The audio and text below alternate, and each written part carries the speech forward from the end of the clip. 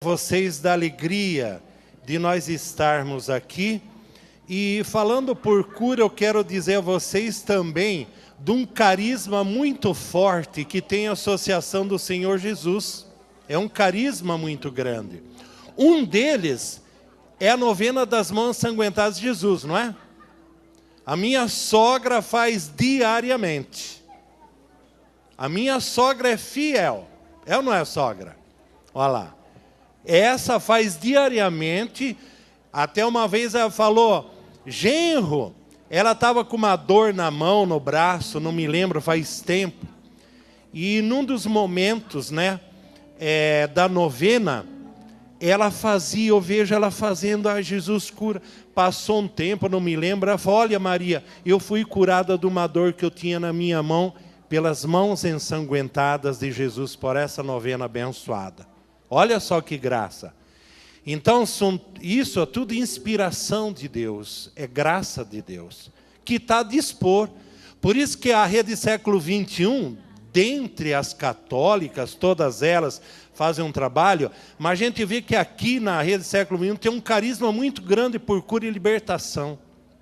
As pessoas são tocadas, são curadas, e elas começam a amar Jesus. Começa a seguir Jesus. Isso é graça. Então, para esse povo todo bonito que está aqui, para todos aqueles que nos assistem de todo o Brasil, o nosso carinho, o nosso abraço. Obrigado por permitir que a minha voz, que as imagens da TV da Rede Século XXI esteja aí na tua casa, não sei se na cozinha, no quarto, na sala de estar. Eu não sei onde que está, mas em algum lugar está. Nós temos alguns hospitais também aqui em Campinas. Eu estive no hospital certa vez, e no hospital tem a TV e estava sintonizado na Rede Século XXI. Olha que bênção. Então a Rede Século XXI, a missão dela, que o Espírito Santo ilumina essa associação, é de estar. Quais os lugares? Dos mais diversos. No hospital, numa UTI, enfim, em tantos lugares. Então, queridos de Deus, Vanderlei, estou em Campinas, sou migrante gaúcho, casado, 3 filhos, 2 netos, sou da Arquidiocese de Campinas, paróquia Nossa Senhora Rosário de Pompeia, atuo numa pequena capela no Jardim das Bandeiras, Nossa Senhora da Esperança, o nosso grupo de oração, também nós temos lá as quintas-feiras, mudou-se agora, antes era em sexta-feira, então nós estamos nesse trabalho. Queridos de Deus, Deus nos quer sãos. Sim ou não? Sim. Vocês concordam? Então bata palmas para Jesus. Vamos ver. Isso. Louvado seja Deus. A gente tem visto que muitos cristãos no mundo, muitas vezes parece que eles estão convencidos, de que Deus os quer enfermos e aflitos. Tem gente que fala, não, é assim mesmo. Ah, é assim mesmo. A pessoa está aflita, está morrendo. Não, é assim, é assim. Então, eles se convencem, não é verdade? Eles se deixam convencer que Deus os quer enfermos e aflitos. Queridos, eles confundem a vontade de Deus com o que Ele usa para a sua glória. Eles confundem isso. Mas a enfermidade não é o desejo de Deus. Eu nunca ouvi falar uma coisa dessa, que Deus, não é verdade? Que Deus, a enfermidade é um desejo de Deus. Pode-se afirmar categoricamente que em nenhum momento Jesus procurou incitar as pessoas a continuarem enfermas. Você viu em alguma parte da Bíblia? Jesus incitando, falando, não, você vai continuar enfermo. Eu vou ficar feliz se você ficar enfermo. Ai, que bom que você está enfermo. Ao contrário, ele era misericordioso. Não era? Ele se compadecia. E ele nunca incitou para que elas continuassem enfermas para cumprir a vontade de Deus. Aliás, a vontade de Deus é que todos sejam sadios, não é verdade? sadios no espírito, no corpo, na alma. Portanto, pedir a cura não é algo contra a vontade de Deus. Pedir a cura não é algo contrário à vontade de Deus. Isso é importante que seja dito a cada um de nós. Se não assim, por que a gente iria ao médico? Por que nós iríamos ao médico? Se a vontade de Deus é que a enfermidade se apodere de uma pessoa, se a vontade de Deus é que uma pessoa esteja lotada de doenças diversas, não é verdade? Então, para que os médicos e os medicamentos não teriam razão de ser? Não teriam razão de ser. Se existe uma sociedade que busca a cada dia se aprimorar nos tratamentos, que é a vontade de Deus também. Claro que é a vontade de Deus. Então, o que eles fazem seria uma coisa ilógica, não teria lógica, não é verdade? Todo investimento na saúde, não é verdade? Seria uma coisa ilógica. Portanto, queridos, iria até encontrar os desígnios de Deus. Tem um texto de Lucas, do ministério de Jesus lá na Galileia. Eu achei assim muito importante. Jesus, ele estava cheio da força do Espírito Santo. Jesus, é Lucas 4:14. Quando ele vai para Galileia, né, ele dirigiu-se a Nazaré, onde ele havia sido criado. Ele volta lá, onde ele havia sido criado. E a fama dele divulgou-se por todos os lugares. E ele ensinava nas sinagogas, ele era aclamado, ele era querido, ele era respeitado, ele era seguido, ele não era escrachado. Queridos, ele entra num dia de sábado, numa sinagoga, como era seu costume, ele levanta para ler, e foi-lhe dado o livro do profeta Isaías. Ele desenrola o livro, e ele escolheu uma passagem. E olha a passagem onde está escrito. Ele diz assim, a passagem que vem de Isaías 61, capítulo 1. O Espírito do Senhor está sobre mim, porque me ungiu e enviou-me a anunciar a boa nova aos pobres, para sarar os contritos de coração, para anunciar aos cativos a redenção, aos cegos a restauração da vista, para pôr em liberdade os cativos, para publicar o ano da graça do Senhor. E mais à frente ele fala, hoje se cumpriu esse oráculo que vós acabais de ouvir. Palavra da salvação. Queridos de Deus, como que é importante essa palavra, porque na aflição do mundo, onde a gente tem visto uma sociedade convencida, muitas vezes até autossuficiente, pessoas e uma camada social, atenção a essa camada social, eu quero dizer aos seus corações muito amorosamente, não pense que você se basta a si mesmo. Não pense que nós, humanos, nos bastamos a nós mesmos. É enganação. As nossas seguranças que nós temos, o nosso bem-estar, aquilo que você tem, nunca ache que isso é uma segurança que há de perpetuar você e a tua família.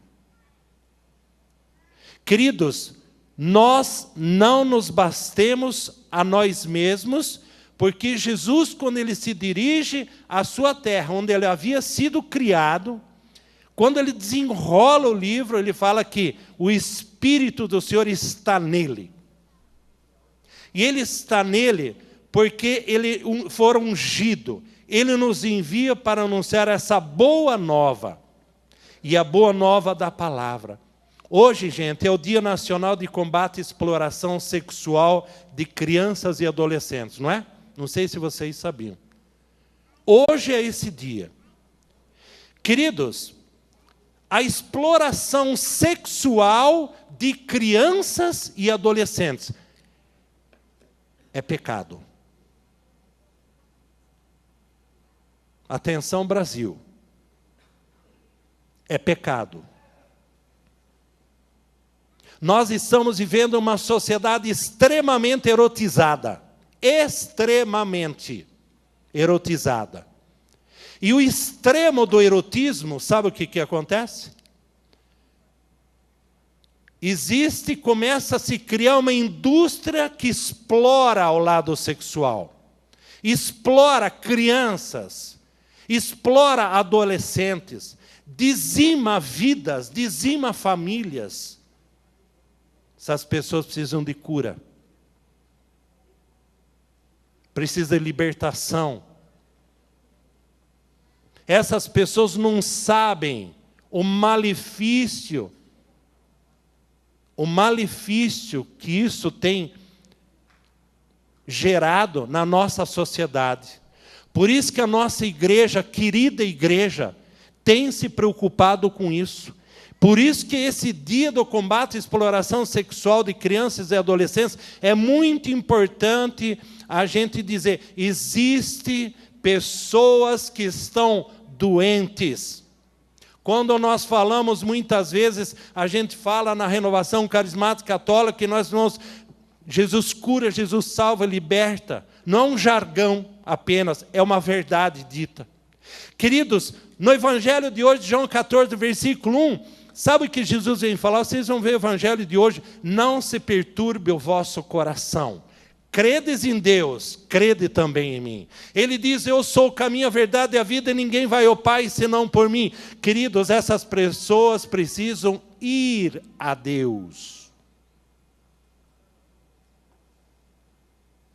Imagina vocês, mães, e nós, pais, como cuidamos dos nossos filhos.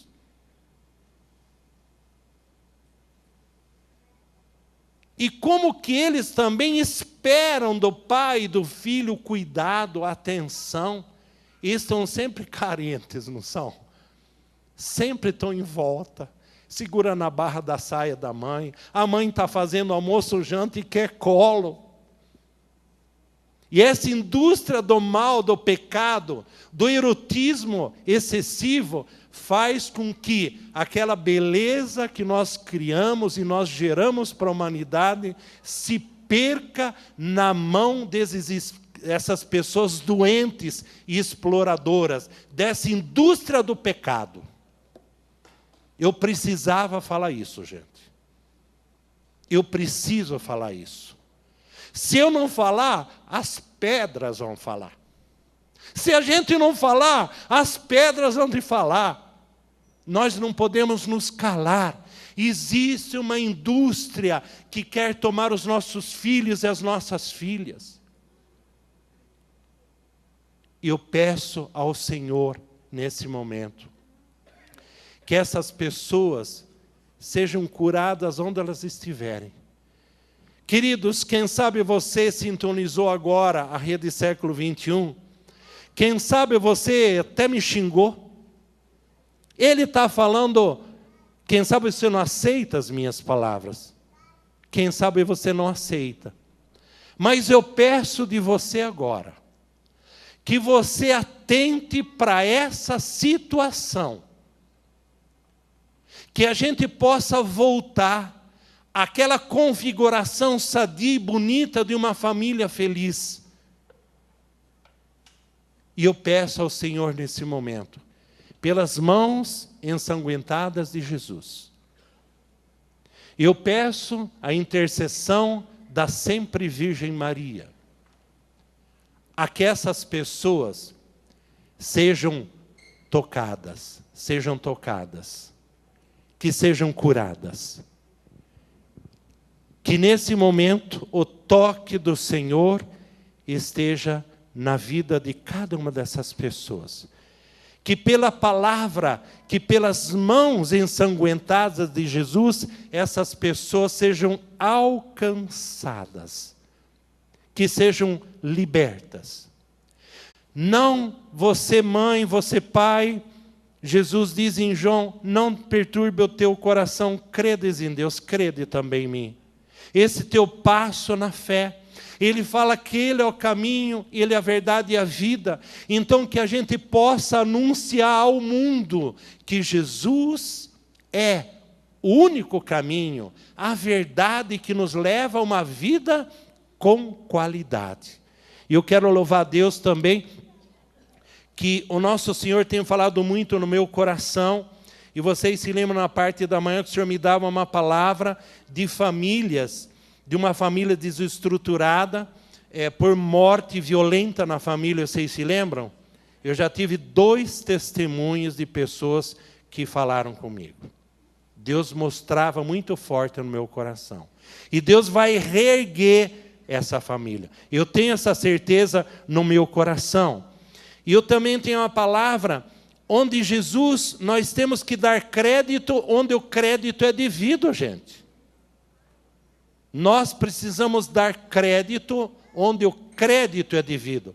Jesus, em Mateus 7, no versículo de 7 a 11, ele diz assim, pedi se vos dará. Que Jesus fala? Pedi e se vos dará. Vamos juntos?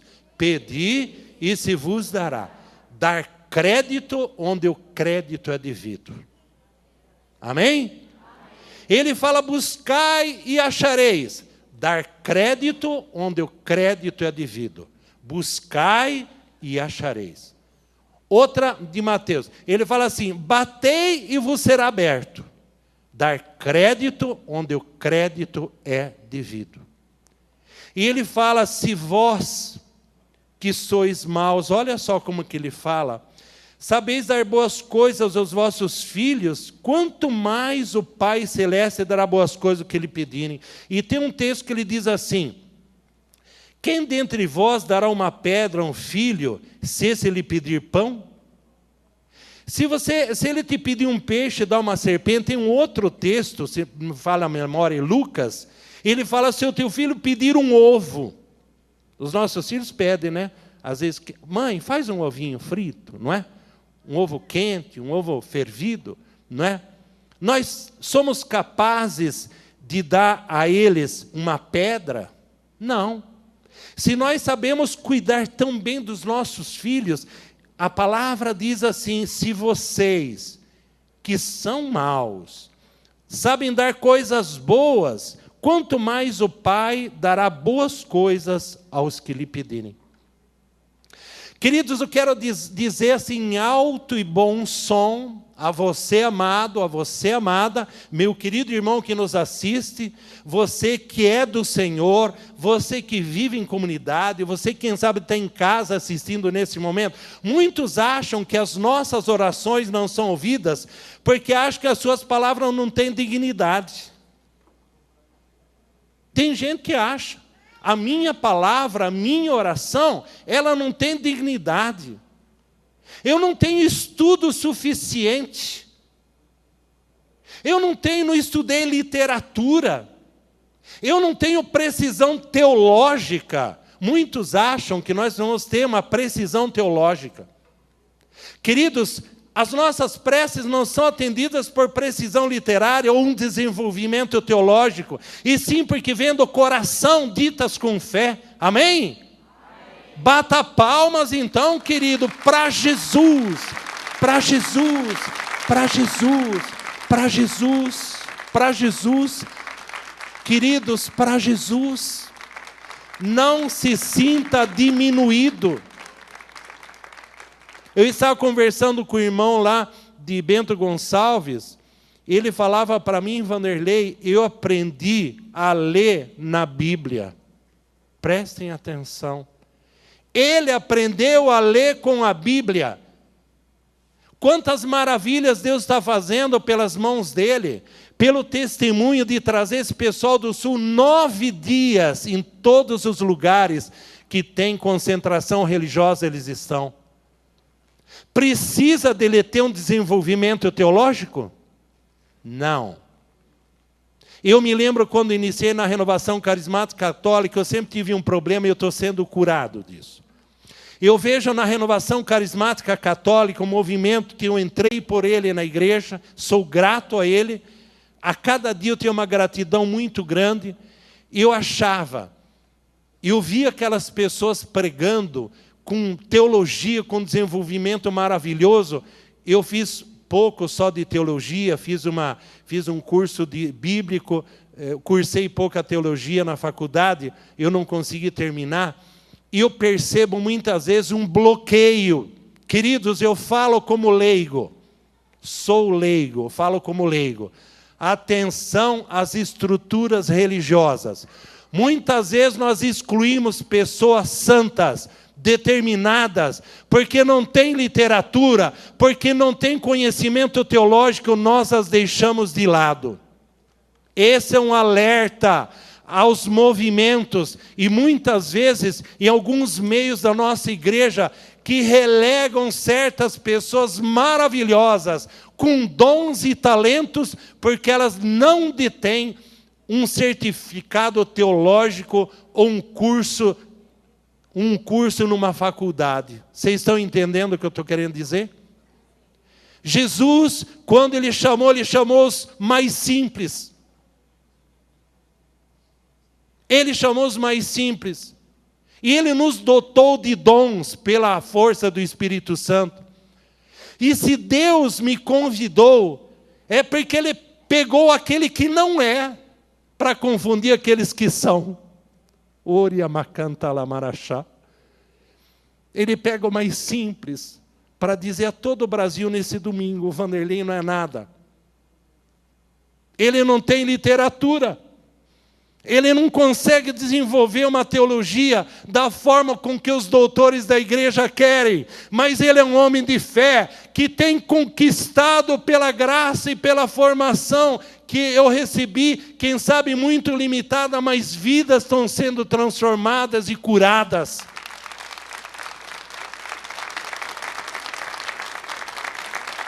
Isso é graça. Isso é graça. Então você, meu irmão, não fique questionando, quem sabe, a sua pouca desenvoltura nas palavras. Quem sabe muitas vezes se coloca como o pior dos piores. Ele nos ajuda a superar esses conflitos da existência humana. Ele nos ajuda a superar todo esse conflito dessa sociedade inteligente e muito bem formada que nós temos, e não sou contra isso. E Jesus, gente, eu tenho certeza, ele tinha todos os ministérios que fluíam muito de cura, de pregação, tantos, mas eu vejo que ele tinha um ministério por cura interior também. Jesus tinha. Dentro dos conflitos da existência humana, o Evangelho denomina ventos e tempestades em Mateus 7:25, onde diz assim: caiu a chuva, vieram as enchentes, sopraram os ventos e investiram contra aquela casa, ela, porém, não caiu porque estava edificada sobre a rocha. Jesus já detinha naquela época um ministério por cura interior. Que isso daí nada mais é que os ventos e tempestades da vida. Queridos, que um dia ou outro poderão soprar sobre a tua casa, sobre a tua vida. Esses ventos e tempestades que vão sobrar sobre a tua família. Esses ventos e tempestades que vão vão soprar sobre a espécie de uma enfermidade, desajustes dentro da família. Para Jesus nada era desconhecido. Jesus veio para que tenhamos vida e a tenhamos em abundância. E o Evangelho de hoje ele é bem claro, ele fala: eu sou o caminho, eu sou a verdade, eu sou a vida. Queridos, é disso que o Senhor tem. Queridos, nessa nossa caminhada por cura interior e de uma experiência com Deus, nós não podíamos deixar de falar do perdão aos nossos irmãos. De perdoar aos nossos irmãos. Nós temos muita dificuldade, gente. Nós temos muita dificuldade em perdoar. Nós temos. Perdoar irmão de todo o coração. Olha só o documento da Congregação para a Doutrina da Fé, hein? Eu vou lá buscar um documento da igreja. Documento da Congregação para a Doutrina da Fé, que trata sobre as instruções sobre as orações para alcançarmos de Deus a cura. Tem um documento da igreja. Recorda que o Senhor não reprovou nenhum pedido de cura. Esse documento nunca reprovou. Mesmo quando feito por pessoas em favor do doente. Clamar ao Senhor pela nossa cura importante. Que o Espírito Santo nos dê essa luz para a leitura de nós mesmos. De saber perdoar o irmão. Mateus 18, 35. Nessa nossa caminhada, eu tenho certeza que nós conhecemos essa palavra. Mateus 18, 35. Onde a palavra diz assim. Sabe onde diz assim? Que fala assim. E o Senhor encolerizado entregou os algozes até que pagasse a dívida. Sabe aqueles que deviam e o Senhor perdoou, e depois eu perdoado, tinha uma pessoa que devia, e ele mandou entregá-lo aos algozes, sabe dessa passagem? No final, a palavra diz, assim vos tratará meu Pai Celeste, se cada um de vós não perdoar ao seu irmão de todo o coração. Queridos, amados, perdoar é dom de Deus. Mas tem que existir a nossa vontade também. Tem gente que não perdoa, gente. E ainda joga na cara. Ainda joga na cara. Não aceita o limite do outro. Como que nós não aceitamos o limite do outro? Todas as pessoas têm os seus limites. Tem o seu lado negativo. Tem o seu lado negativo, os seus defeitos, mas também tem virtudes, tem potencialidades, tem coisas boas. Por que? Então, gente, não podemos dissociar. Eu peço perdão a Deus, mas o meu irmão não perdoa. Você já ouviu pessoa que fala assim, vai morrer, mas não vou perdoar. Você já viram gente assim? Vai morrer, eu vou estar no lado dele, mas não vou perdoar. Vocês já viram pessoas falar assim? Eu já ouvi, um bocado de gente. Diz a palavra de Deus, se a gente se colocar de pé para orar, para pedir o que for de Deus, se nós não perdoamos o nosso irmão, nem Deus perdoará os nossos pecados. Ai, ai. Ai, ai, ai.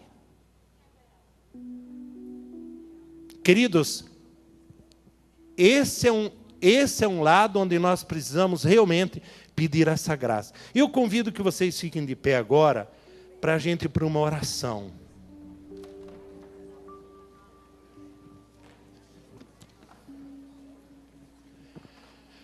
Nós vamos, para esse momento, eu peço que você queira fazer essa viagem. Quando Jesus caminhava lá em minha vida. Abre o teu coração e vamos pedir a cura. Quem sabe tem muitas pessoas que estão depressivas, mal-humoradas, como o Papa falou, cara azeda, né? Muita gente está, quando a gente levanta com a carinha azeda, né? Mas depois a gente perdoa e tudo volta ao normal.